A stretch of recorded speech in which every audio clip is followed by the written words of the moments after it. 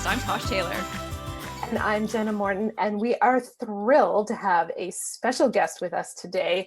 One of the very fun things about this whole pandemic situation is that it forced us to go virtual with the podcast. Usually Tosh and I are in studio together, and so we only have guests who are local. But since we have to be apart, we said, guess what? That means we can have anyone we want on the podcast. And so our first special guest is the one and only Tracey West, who is one of our favorite authors.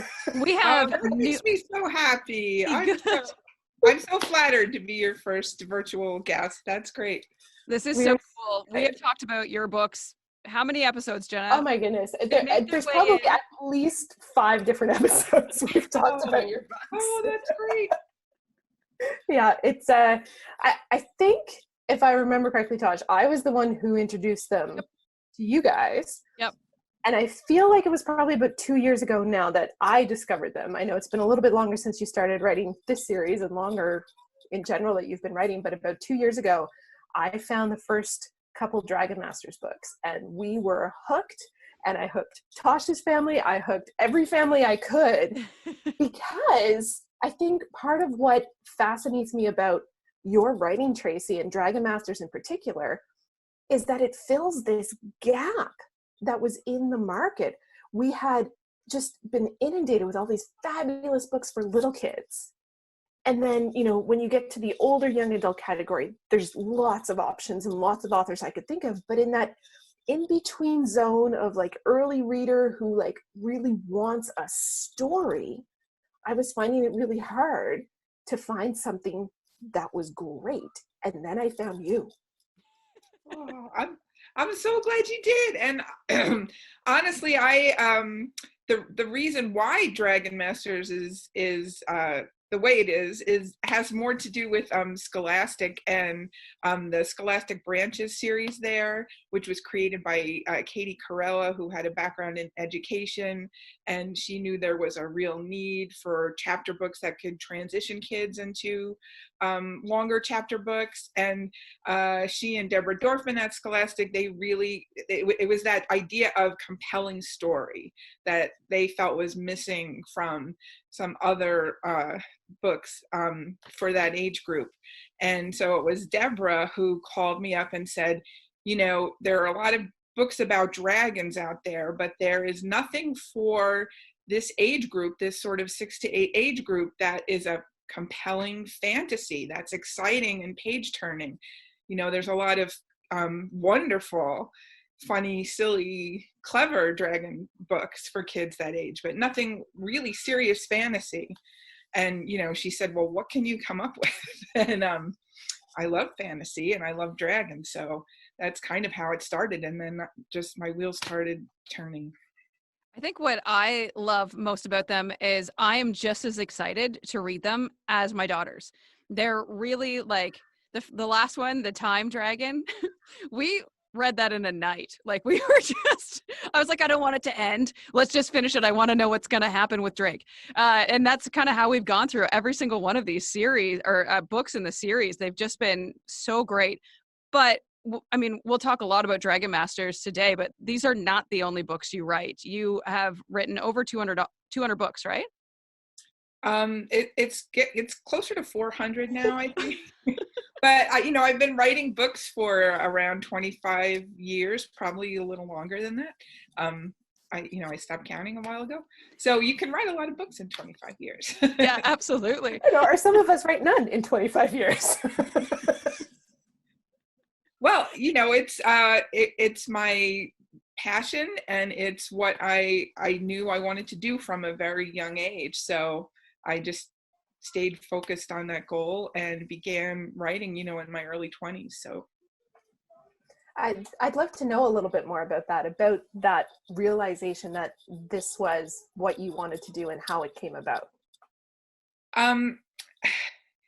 I honestly can trace it back to the very first book I remember reading on my own, that I didn't have my parents or my grandma read to me, which was Go Dog Go by P.D. Eastman. And I remember getting to the end of that book, and there's the dog party on top of the tree, and it blew my mind. And I thought reading is the best thing in the whole world. And so reading was, just my favorite activity. And then when I was in second grade, my teacher, Mrs. Lukowski, brought in her cousin, who named Leonard Kessler, and he is a children's book author, and he wrote Mr. Pine's Purple House, among other things. But anyway, he came and he talked to our class, and he was a real live author. And that something clicked in my head, like, oh, that's a thing I could do. Here's a real person who has a job to write children's books, and I could do that too. And so honestly, that's pretty much all I ever thought about doing. I had some other thoughts, but I really just I wanted to write, and I wanted to write children's books. I never thought I became an English major, a journalism major. I read all kinds of stuff, but I just always, my heart was always tied to the books I loved as a kid, and I wanted to write books for children. So how did you go about like your first book deal? How hard was it as an author to get started? I took the route of getting a job in book publishing. So I was working for a book packaging company, which is a company that produces books for bigger publishers, and it was a children's company. And me and myself and two of the other editors, we collaborated on a book series called Great Uncle Dracula, about a girl who moves to a town, and everyone there is a witch or a werewolf or a ghost. And because they had more experience than I did in the industry, they knew editors, and we were able to sell it to an editor. That's always the hardest thing, is getting your book in front of somebody who has the ability to make decisions about it. And so, working within the industry, I had an in, I guess, that other people don't have. That's fantastic. Jenna's being inundated right now. I don't know how much the mic is picking up. Mommy said you're not supposed to go in there. They had their chance to say hi to Tracey before we started recording, everyone. Oh, but I didn't have the volume on. So. You can bring them in at the end, Yeah. Well, and I had given them the option the other day. I'm like, I'm going to get to talk to Tracey. Do you have it? No, we could, no. Fine. Don't take the chance then. Yeah, exactly. And then this morning, they were like, so can we come in? Well, I mean, it's pretty amazing. Sarah said to me, she's like, I can't believe I'm going to get to talk to a famous person. And I was like, hey, your mom's got a podcast, man. Yeah, right. We don't usually feel famous. I certainly don't. So it's always funny when somebody refers to us as a famous person, because writers, we don't usually get recognized on walking down the street. But it's true. But when you can make children's imaginations actually go wild, like you're huge in their world. But you are huge in a lot of people's worlds, because when Tosh and I started to spread the word that we were going to be interviewing you today, I can't tell you how many DMs I started to get. Oh my goodness, we love her books. Oh my goodness, we've read all her stuff. And then I'm like, well, no, you haven't read all of it, because you realize there's 400 titles now. Like pretty much everyone in my circle has read all 15 of the Dragon Masters books that are currently in circulation. Because I know that, so we were going to talk about this at some point, but I know there's 15 that are published. Mm-hmm. There are 2 more that you can pre-order already. And then there's 2 more. You're up to 19, right? There will definitely be 20, excuse me, in the series, and then we'll see where we go from there. Awesome. Okay, that's good. And there's also the guidebook, Griffith's Guide to Dragon Master. So I never know whether to say there's 15 books out or 16 books out. Sarah counts it as 16. Yeah. She said no, Mom, there's 16, but we had a big fight about it actually, and not a big fight, but you know what I mean, a fight with a 7-year-old, and she's like, no, Mom, count my books, and because she has the guide too, she's like, there's 16 books, and all right, that's fine. So yes, like Jenna was saying, June is the Sound Dragon, and then October is the Stone. How do you come up with all of these different dragons? And I love how you've hit the elements with them, and that's also something I love about it too, right? Is to have that magical-ish kind of background to it too. Oh, thank you. Well, I started out, the first 4 dragons are an earth dragon, a fire dragon, a water dragon, and a sun dragon. Basically, though, I wasn't necessarily setting out to choose dragons based on elements. First, I started out by just reading myths and legends about dragons from around the world. So you will find dragons that live in the earth, and you'll find fire dragons in parts of Northern Europe, and you'll find water dragons in Asia, and the sun dragon came from a legend from Egypt. That is where I started. And then as the series became popular, I had a lot of readers talking to me about, I want to see a dragon with this power or that power. And then that's when I just started to brainstorm and make a list of, well, I don't have to stick with these mythological dragons, and I can just I call them my cool power dragons. So like the lightning dragon. I couldn't really find any myths about a lightning dragon, but the lightning dragon is a really cool dragon, and it's a great power to give a dragon. So, and the powers are generally connected to the elements, but not necessarily, because we've got the sound dragon or so that's just sort of a fun thing for me to do, is to imagine what kinds of dragons there could be and what they could look like and what kind of powers they could have. And usually that's where I start, and then the stories often come from there. That's not always how it works, but sometimes it does. Yeah. And what about the personalities around the Dragon Masters? Okay, so my idea in the beginning was that their personalities should match their dragons, which is why Rory has a temper, but she's also very bold and brave, like a fire dragon. It's why Bo is kind of very calm and chill, because he's the dragon master of a water dragon. Anna has a bright and sunny personality, like her sun dragon. Drake is very steady and doesn't lose his cool, so he pairs well with the earth dragon. And that was just sort of there was some logic to it, thinking, well, why would the Dragonstone choose, if you don't know Dragon Masters, if you're 8 years old, you get to be a Dragon Master if the Dragonstone magically chooses you and pairs you up with a dragon. Then you have to learn how to connect with that dragon, and then you team up with other dragon masters. So I had to think, well, why would the Dragonstone choose a dragon master? What qualities would that dragon master need? And then I sort of decided it would be cool if their personalities matched. That's actually I've never noticed that. It makes total sense, but it's something that I had never noticed, that the way that they match their dragons. I love how some of the dragon masters already know they're dragon masters, like that some of them were born into it, kind of thing. I think that that's really cool. Come on in.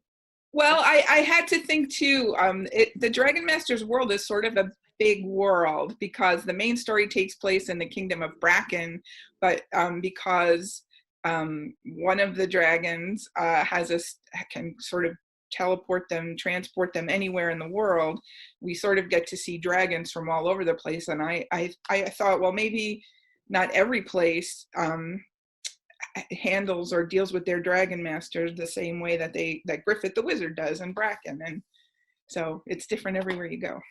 Absolutely. So we're talking about the dragon masters and how she chose the dragon masters and how they chose their dragons. Can you hear? You can. You want to say hello? Hi. Hello. Nice to meet you. Nice to meet you too. Come get closer to the microphone, please. There. Do you have any questions for Tracey? What do you think? One question that she was thinking of, since we're talking about the Dragon Masters, is she was wondering if there will ever be a Dragon Master named Sarah. We know that there is a character already named Sarah, but not a Dragon Master. Oh, yes, that's right. It's Haru's mother is Sarah. So for that reason, there might not be, but you never know, because here's something you might not know about the Dragon Masters names, but everyone in the series sort of has a name that's easy to read and easy to spell and easy to pronounce. So Sarah would be an excellent Dragon Master. Perfect. That's cool. Anything else you'd like to ask her? Did you forget all your questions? Okay. Kind of. That's okay. She was interested to know when we know the release dates for 17 or 16 and 17. She's wondering about 18 and 19. Will they come out in 2021? Oh, I should know the answer to this. Because 16 is coming out in June and 17 is coming out in October. So yes, they'll be out in 2021.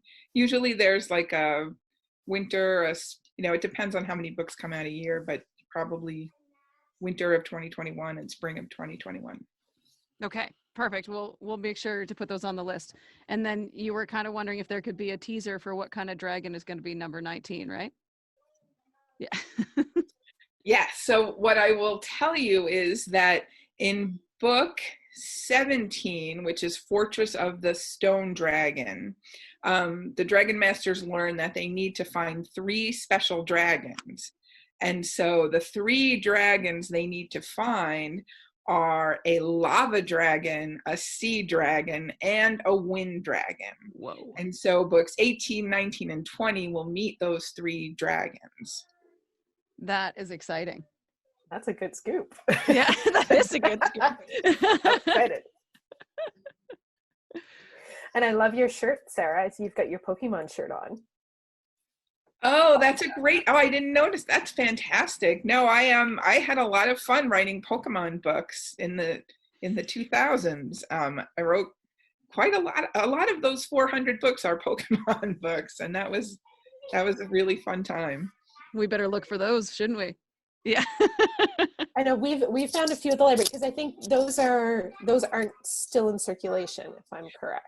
Well, I know Scholastic part. US re-released a lot of the chapter books when Pokemon Go came out, and everyone was talking about Pokemon again. So they re-released about 6 of the Pokemon chapter books.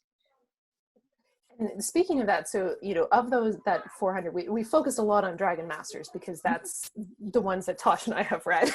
And that's how we came to know your work.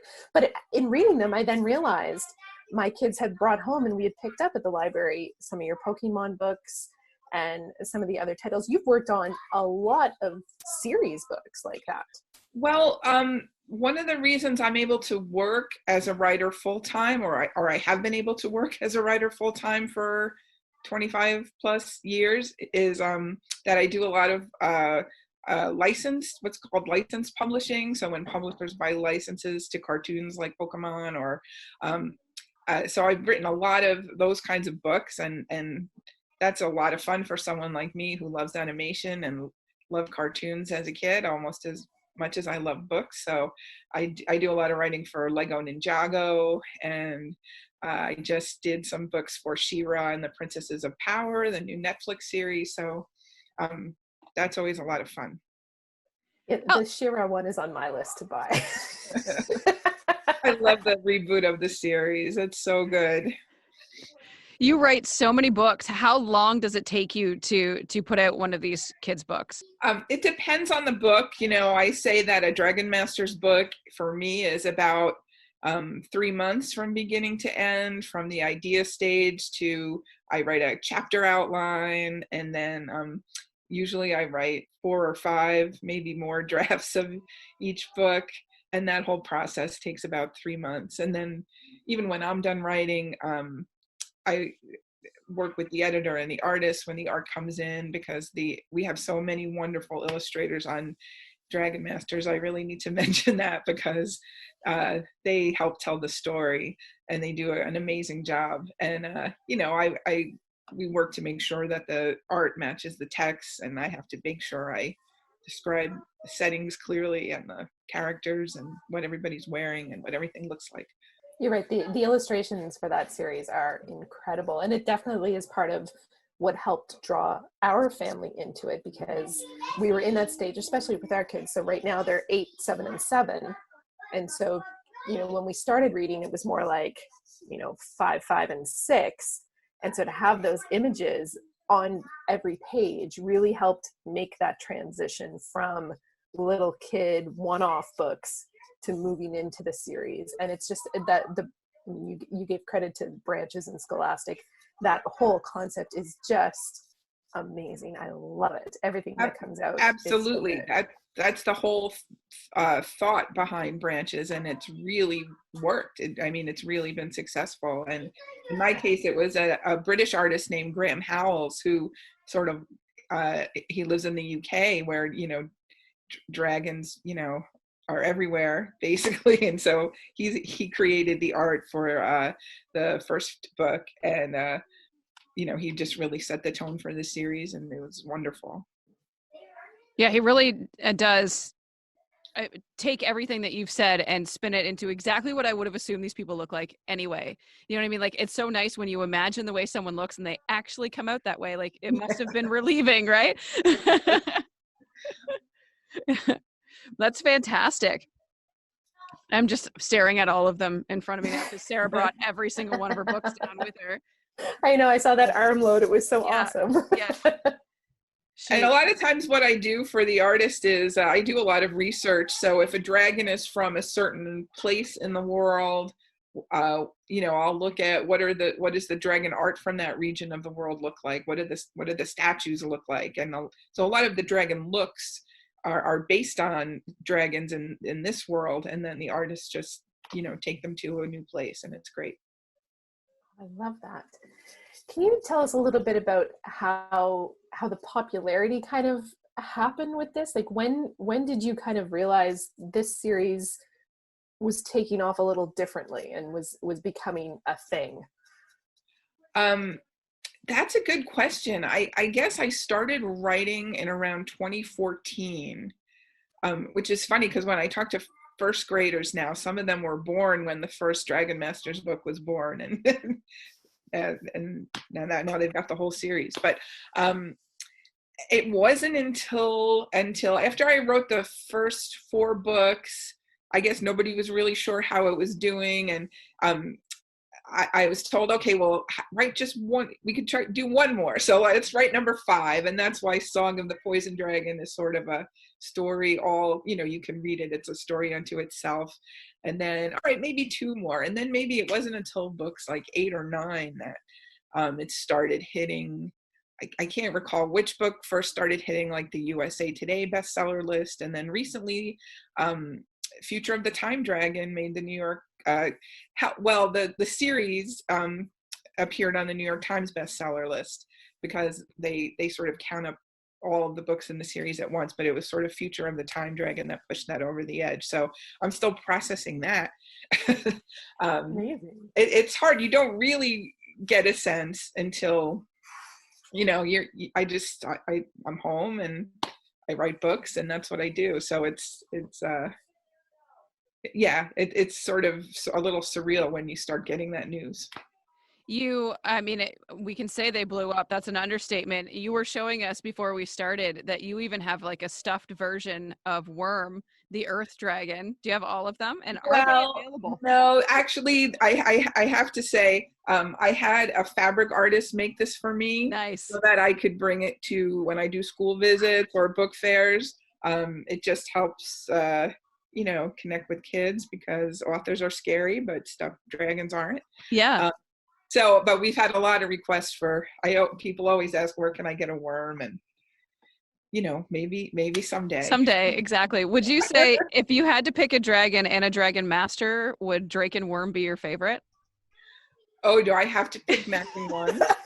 No, you don't have to pick matching ones. No. Worm is definitely my favorite. Sorry. So the thing about Worm is that I read a story about a Wyrm in England, Wyrm, about this dragon that just sort of lived underground, but it intrigued me, and I thought, well, everybody always wants to write about, or the movies are always about the big scary fire-breathing dragons, and so I thought, well, what if this dragon doesn't look like a very powerful dragon, but really ends up being really the most powerful dragon of all? And that's how Worm came about. So I just love Worm, and I love Worm's gentleness, especially. So And then as far as favorite Dragon Master, I'm going to say that I like Rory. It's a lot of fun to write for Rory. And Rory is a misunderstood Dragon Master, I think, because she does like to tell other people what to do, and she can be stubborn, and those aren't great qualities, but she's also a lot braver than I certainly am. So I would hope to be as brave as Rory if I were a Dragon Master, but I do like Rory a lot, and she's sort of based on one of my stepsons, her personality, but also a redhead. I was just going to say, there's something about that, because my son Rory, yeah, And, lines up a little closer, a lot of that, and the redhead lines up a lot with it. Yep. But yeah, so I guess in my heart, I like Rory the best. I kind of do too, but it's the ginger connection. It's Right. Exactly. Yeah, we've all got a soft spot for Rory here.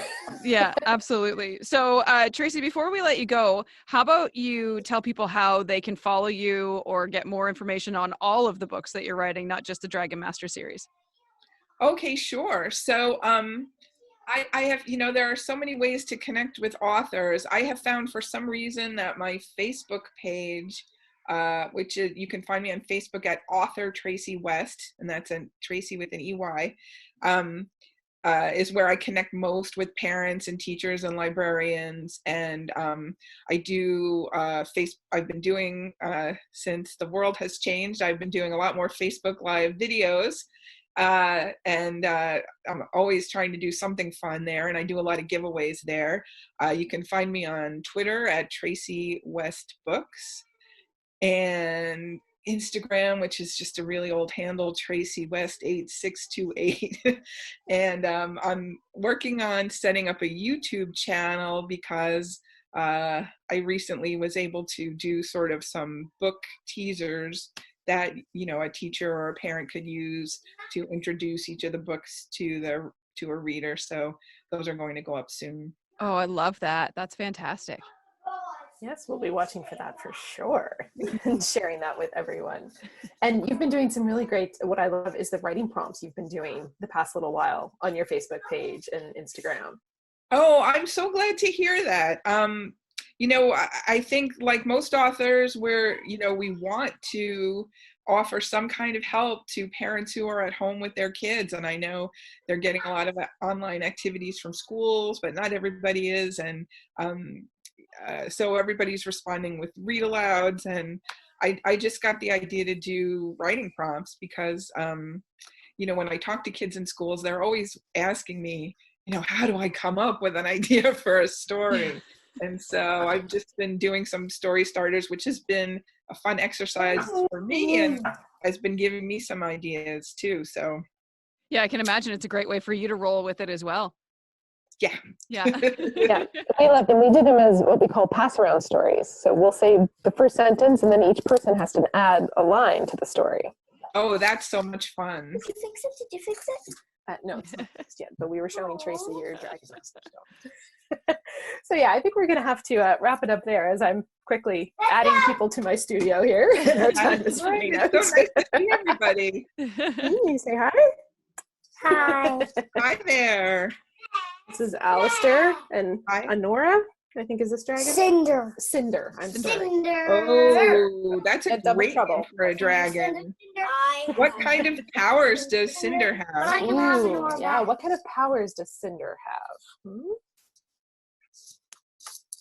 Silence. We're It's thinking. sort of a fiery name. Mm-hmm. I can tell you. You can tell us? Okay, what kind of powers would Cinder have? Poison is one answer. Oh, yeah. Acid is the other. Acid.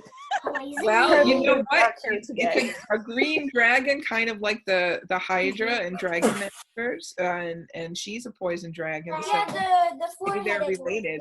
They could be related. I agree. Right, and at that, we should probably wrap this up. Thank you so much, Tracey. This has been such fun and so fascinating to hear about your work process and your success. And congratulations on the New Yes. York Times list. That's amazing. Thank you so much. And I'm so thrilled that you invited me. This was such a pleasure to talk to you both, and I look forward to seeing you online. Yeah, you will definitely see us online, and we look forward to the next set of books coming out. Yeah. Great. Thanks again. Thank you. Have a great day, everybody. Bye. Thank you. Bye. Just say bye to a green flag.